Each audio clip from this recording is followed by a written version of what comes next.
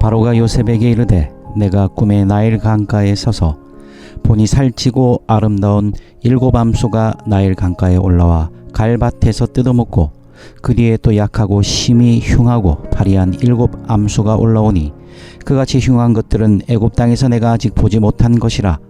그 파리하고 흉한 소가 처음에 7살 찐 소를 먹었으나 먹은 듯 하지 아니하고 여전히 흉하더라.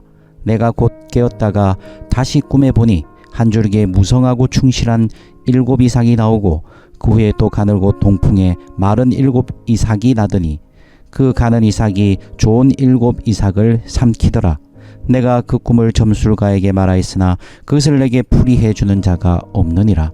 요셉이 바로에게 이르되 바로의 꿈은 하나라. 하나님이 그가 하실 일을 바로에게 보이심이니이다. 7 좋은 암소는 7 회요 7 좋은 이삭도 7 회니 그 꿈은 하나라. 그 후에 올라온 파리하고 흉한 7 소는 7년이요 동풍에 말라 속이 빈 7 이삭도 7회 흉년이니 내가 바로에게 이르기를 하나님이 그가 하실 일을 바로에게 보이신다 함이 이것이라.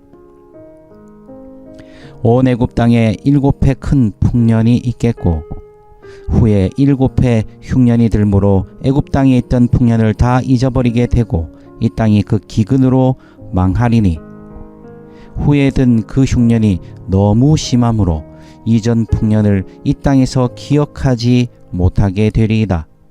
바로께서 꿈을 2번 겹쳐 꾸신 것은 하나님이 이 일을 정하셨음이라. 하나님이 속히 행하시리니 이제 바로께서는 명철하고 지혜 있는 사람을 택하여 애굽 땅을 다스리게 하시고 바로께서는 또 이같이 행하사 나라 안에 감독관을 두어 그 7회 풍년에 애굽 땅의 5분의 1을 거두되 그들로 장차 올 풍년의 모든 곡물을 거두고 그 곡물을 바로의 손에 돌려 양식을 위하여 각 성읍에 쌓아두게 하소서. 이와 같이 그 곡물을 이 땅에 저장하여 애굽 땅에 임할 7회 흉년에 대비하시면 땅이 이 흉년으로 말미암아 망하지 아니하리이다. 아멘. 우리가 요셉의 인생을 보면 좀 힘들다 이런 생각이 들지 않습니까? 형들에게 죽을 뻔하고 그래서 형들에게 팔려서 노예가 되어서 보디발의 집에 팔려왔지만 또 거기서도 좀 잘해보려고 했는데 갑자기 이상한 억울한 일을 당해서 굉장히 파렴치한으로 몰리고 결국 자신의 억울함을 주인이 알면서도 이 요셉을 그냥 감옥에 방치합니다. 또 감옥에서도 또 그 감옥의 총무가 돼서 열심히 하면서 이 관원들, 소위 말하는 이제 그 상류층 그 사람들과 연을 닿게 되고 이 술 맡은 관원에게 분명히 내 억울함을 좀 돌아봐 달라 했는데 이 술 맡은 관원도 까먹어 버리죠. 이렇게 뭔가 되는 일이 없어 보이는 이 요셉의 인생. 그러나 우리가 전에도 말씀드렸습니다마는 우리가 요셉이라는 어떤 인물을 하나님께서 우리에게 보여주시는 것은 뭡니까? 요셉이 이렇게 기구하네, 요셉 인생이 참 불쌍하네, 좀 어렵네 이런 얘기가 아니라 그런 요셉의 인생에서 하나님은 무엇을 하고 계시는가를 발견하는 것이죠. 그래서 우리가 이렇게 창세기를 묵상하고 있는데 요셉의 스토리, 요셉의 이야기를 묵상해 가면서 요셉의 인생에서 과연 하나님은 무엇을 하고 계시는가를 좀 잘 발견하고 그것이 오늘 우리 인생에서 행하시는 하나님이심을 깨달아가는 은혜가 있기를 원합니다. 우리가 계속 묵상해 온 대로 이 바로는 꿈을 꿨습니다. 꿈을 꿨는데 이 꿈을 해석할 능력도 또 이 꿈에 대해서 설명해 줬을 때 오늘도 본문에도 나옵니다마는 이 바로가 얘기합니다. 이 꿈을 해석해 줄 사람이 아무도 없다. 그래서 바로는 이 꿈에 대한 해석에 집착하게 되죠. 근데 그때서야 이제 술 맡은 관원이 이제 그 꿈에 대해서 이 얘기를 듣자 요셉을 기억하고 요셉을 천거하게 됩니다. 그래서 요셉이 황급하게 이 바로 황제 앞에 서는 거죠. 근데 보통 우리가 지금 여기 본문에서 17절에 바로가 요셉에게 이르되 이렇게 말을 하고 있지만 사실은 이 노예가 황제를 보려면 많은 순서들을 거쳐야 되고 많은 시간이 소요가 됩니다.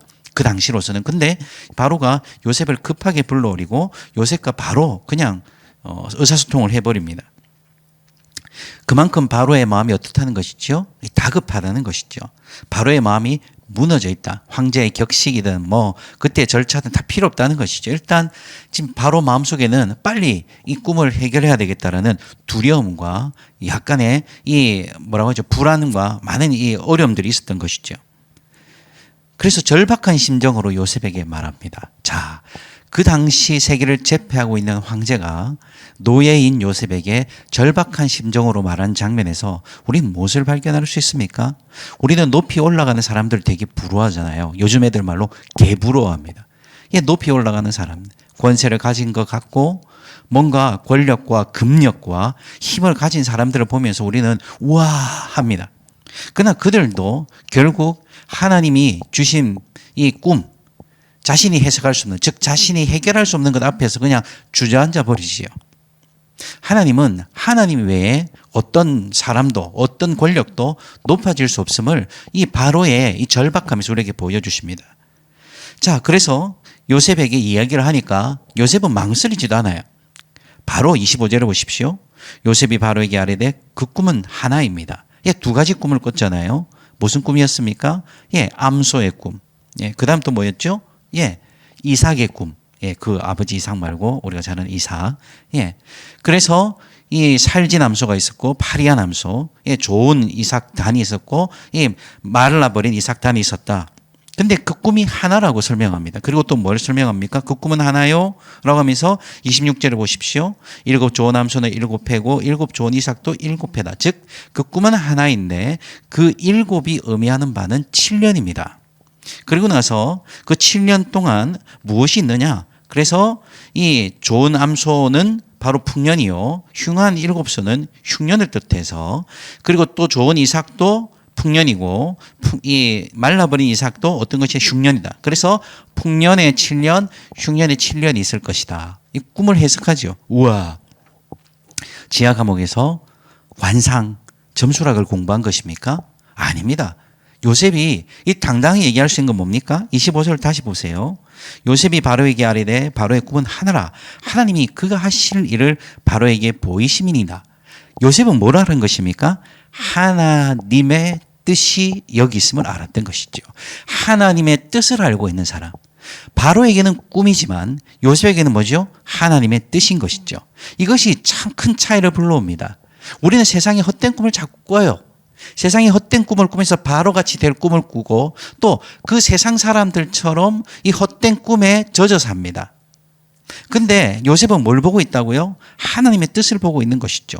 같은 것을 보는데 요셉은 하나님의 행하실 일을 보고 있고 바로는요 아무것도 몰라서 두려워하며 떱니다. 이것은 바로 하나님이 역사의 주인공이고 애굽의 주인 아니 이 세상의 통치자였음을 보여주는 동시에 하나님의 백성들이 무엇을 알고 있어야 되는지를 가르쳐 주시는 것이죠. 요셉은 그 꿈을 듣자마자 어떻게 했다고요? 하나님이 행하시는 일입니다.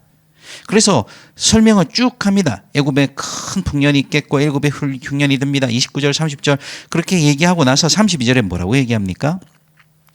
바로께서 꿈을 2번이나 꾼 것은 뭔 줄 아십니까? 그 꿈이 하나님이 행하실 속히 행하실 일이기 때문입니다. 그러면 여기서 우리가 보편적인 원리를 끄집어내는 실수를 보면 안 됩니다. 그 꿈을 2번 꾸면 아예 하나님이 속히 행하시는 것이다.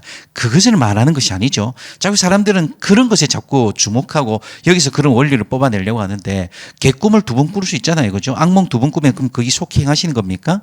아니지요. 여기서 2번이 중요한 것이 아니라 요셉은 그 꿈을 듣자마자 뭘 알았다고요? 하나님이 속히 행하실 일인 것을 알았다는 거죠. 사랑하는 성도 여러분, 오늘 이 아침에 우리가 알아야 될 것이 뭐겠습니까?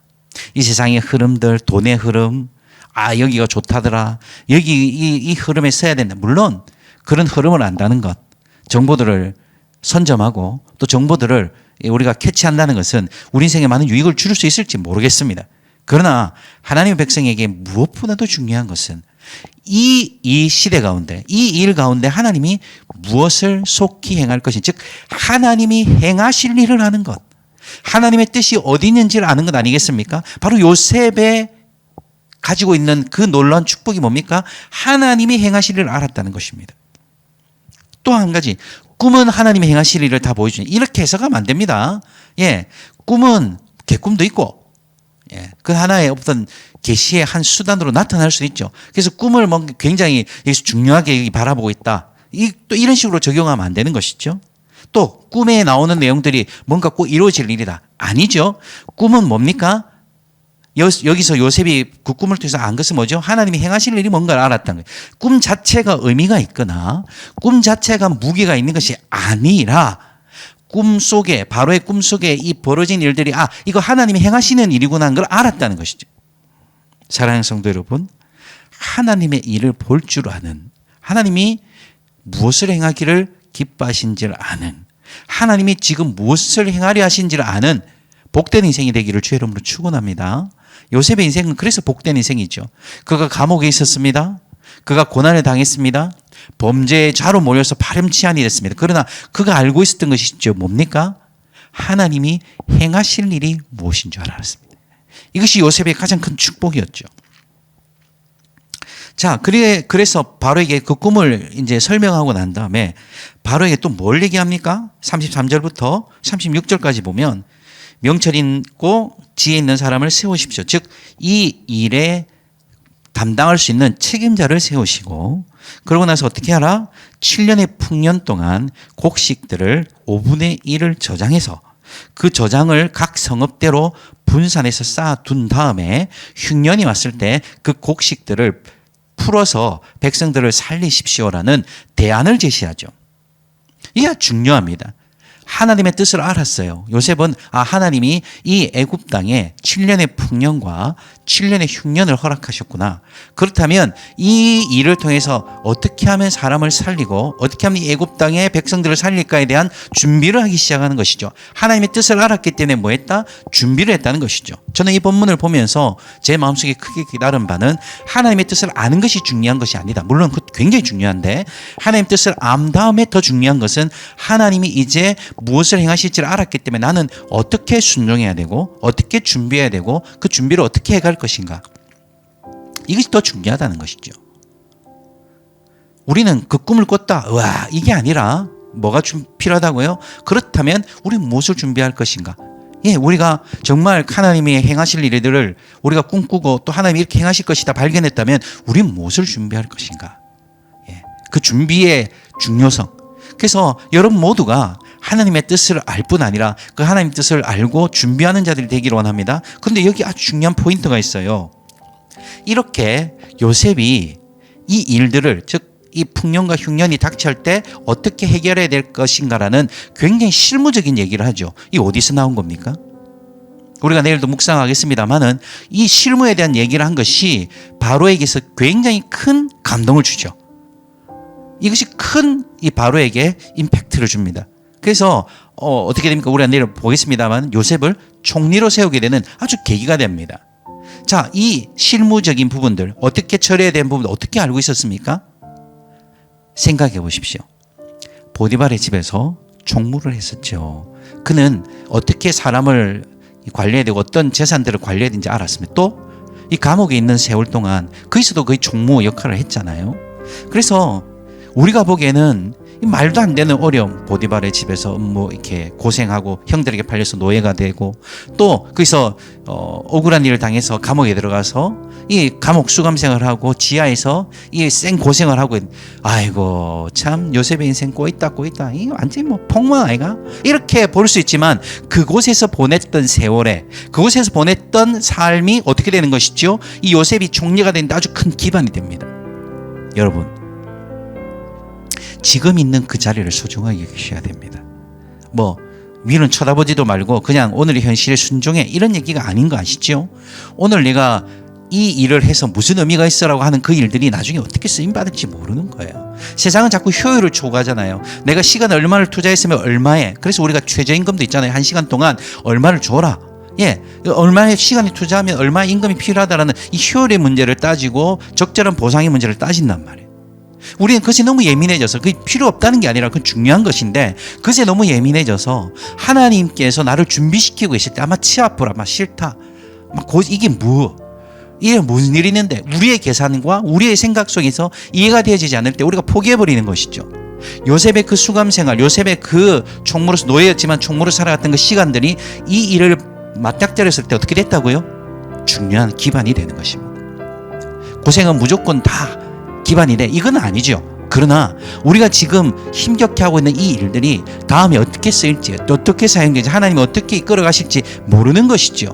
그래서 좀 하나님의 때를 믿읍시다. 하나님의 계획을 좀 믿읍시다. 지금 내 손에 뭐 안 잡힌다고, 뭐 이거 해봐도 안 되고 저거 해봐도 안 되고 그냥 폭망 끝, 뭐 이 생망, 이번 생은 망했네, 이러면서 우리가 그냥 우리 인생을 그냥 망가뜨리지 말고, 지금 겪고 있는 이 어려움들, 지금 내가 생각할 때 희망이 없어 보이고 미래가 없어 보이는 일이라 할지라도 하나님께서 이 일을 통하여 쓸 수 있다는 하나님의 때를 믿으시기 바랍니다. 우리는 하나님의 일을 아는 사람이 돼야 되고, 하나님의 일을 알기 때문에, 하나님의 뜻을 알기 때문에, 하나님이 행하실 일을 알기 때문에 준비하는 사람이 돼야 됩니다. 그 준비는 우리의 생각과 좀 다르게 세상의 방식이 아닌 하나님의 방법으로, 오히려 그 고난이 뭐가 됐다? 축복이 됐다. 그 감옥의 수감 생활이 뭐가 됐다? 축복이 됐다는 것이죠.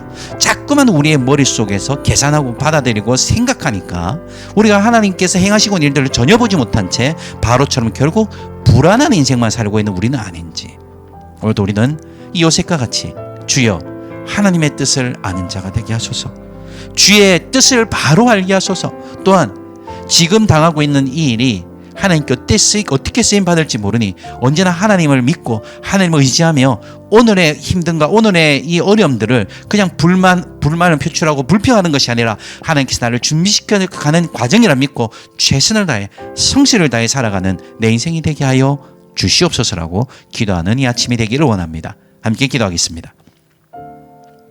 하나님,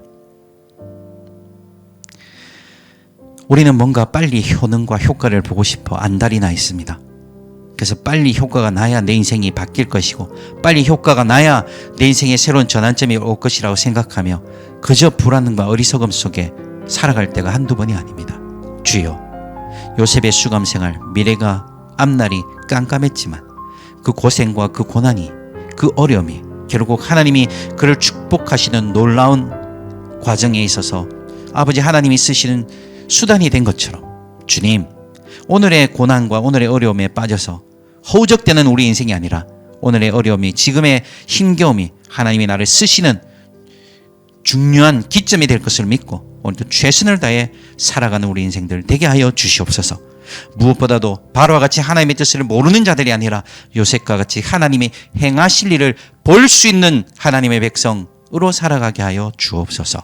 감사하며 예수님의 이름으로 기도합니다. 아멘.